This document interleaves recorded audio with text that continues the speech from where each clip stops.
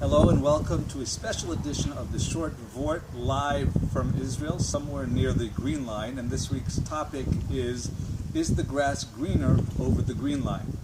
This parsha in Shvi, in Behaaloscha, is famous for the punishment of Miriam for saying what was constituted as Lashon Hara about Moshe Rabbeinu. And despite the fact that Moshe Rabbeinu was, what the pasuk there says in pasuk Zayin, pasuk Yud Beis, that Moshe was anav mikol hadam, that he was the most modest person, she was still punished. Now, why do people often say Lashon Hara?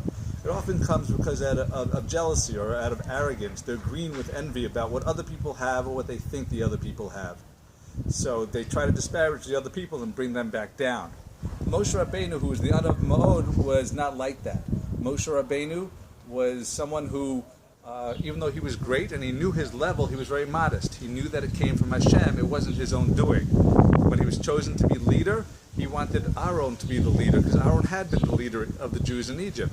He wanted, when the Bnei Yisrael were all collecting wealth by Yetzias Mitzrayim, he took care of the Atzmot Yosef, that he took care of the bones of Yosef.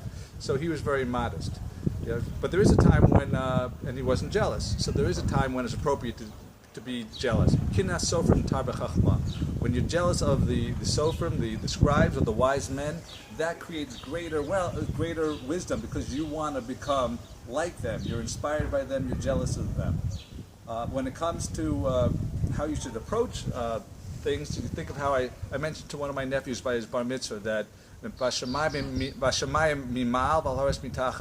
when you're looking at other people, you want to aspire for people above you spiritually. Spiritually, mimal above. You look at those above you, greater than you, and try to copy them.